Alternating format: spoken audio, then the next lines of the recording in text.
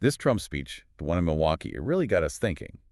On the surface, he's talking about education, this big school choice push, but, It's never that simple with him, is it? right.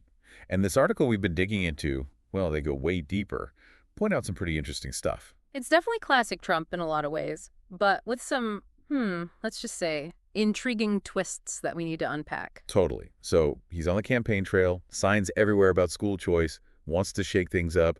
Standard stuff, right? Sure, setting the stage. Yeah. But then you actually listen to the speech. Yeah. What'd you make of it? It wasn't exactly a detailed policy plan, if you know what I mean. More like hitting those familiar notes, playing to a specific audience. Which seems deliberate. Like even the way he was talking. Exactly. It's all very calculated. Take how he talks about shrinking the Department of Education, not just reforming it, practically dismantling it. Music to some people's ears, right? Exactly. And then he pivots to this big emphasis on teaching English, hammering on arithmetic, and of course, the woke ideology in schools. Yeah, couldn't forget that He one. had to make an appearance. But again, think about why those issues specifically. It's all about tapping into those existing anxieties, presenting himself as the solution to a problem they already feel strongly about.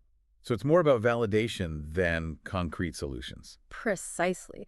But honestly, what I found most interesting was how the article dug into Trump's actual speaking style during this whole thing. It's like the delivery is just as revealing as the message itself.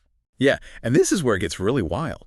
Because it wasn't just what he was saying, but how he was saying it. They talk about him mixing up words, going off on these tangents. Right, and like struggling with names, dates. He even miscalculated how many days were left till the election at one point. Really? Wow. Okay, then there was that line about a million Rambos. What was that about? Right, that's what I mean. It's this stream of consciousness thing he does, throws people off, but for his base, it might actually reinforce this idea of him being authentic. Like he's speaking his mind, unfiltered, even if it's, A little incoherent at times. to put it mildly. And then there was that whole bit where he seemed to mix up Iran and North Korea, which, not exactly a minor detail to be fuzzy on. That's concerning on a few levels. Right, and it makes you wonder, is this intentional? A way to seem relatable? Or is it a sign of, well, let's just say, maybe not being at the top of his game? Yeah, and that feeds directly into all the concerns people already have about his age, his fitness for office. Which this article definitely doesn't shy away from. They even contrast it with his older rally appearances, where he seemed way more energetic. The difference is pretty stark. So what's the deal then? Is he trying to tone it down for a different audience now? It's possible, but can you really change your whole style that drastically?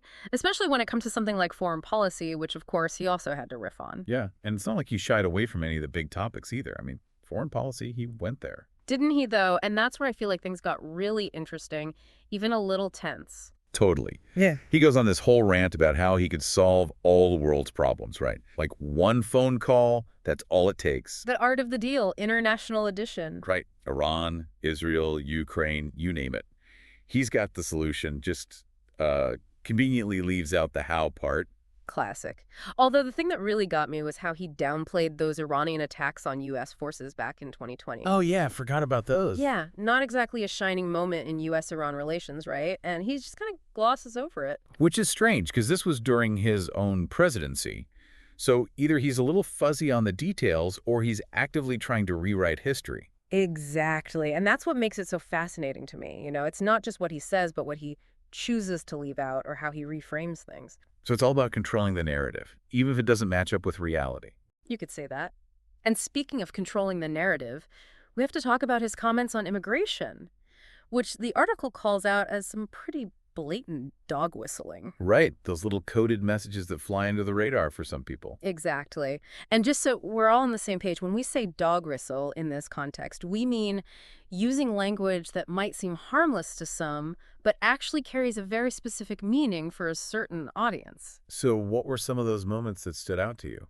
Well, they highlighted how he kept praising these predominantly white countries like Denmark and Norway, holding them up as these shining examples. And then on the flip side, he issues this warning about immigrants from Congo, specifically. Right. And then there's that whole thing about immigrants taking Black and Hispanic jobs. Which is just so divisive. Completely.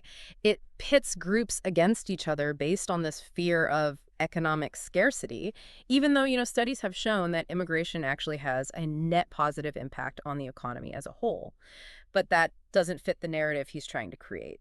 Okay, so we've got these coded messages about immigration, a confusing and kind of scary take on foreign policy, and a speech about education that wasn't really about education at all.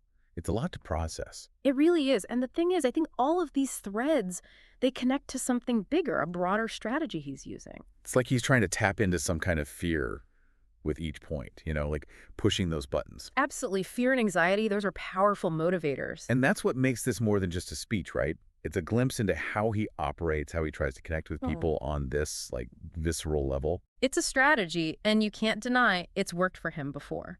True. But the article, they brought up this interesting contradiction, right? They contrasted this kind of low-energy Trump with the guy we've seen at rallies, the one who, feeds off that energy.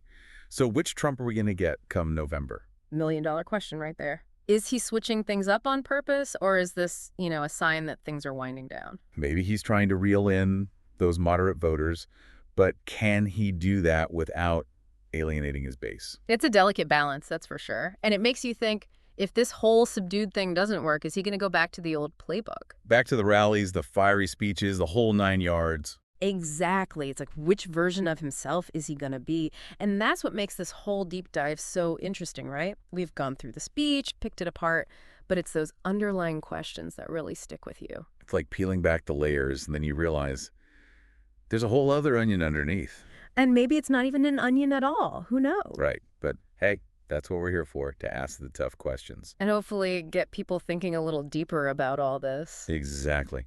So to everyone listening, if you want the full picture, definitely check out the article. It's a wild ride through Trump world, and it might just make you rethink everything you thought you knew about education or, just good speeches in general. Well, on that note, I think we've done our part, wouldn't you say? I think so. Until next time, everyone, keep those critical thinking caps on and never stop diving deep.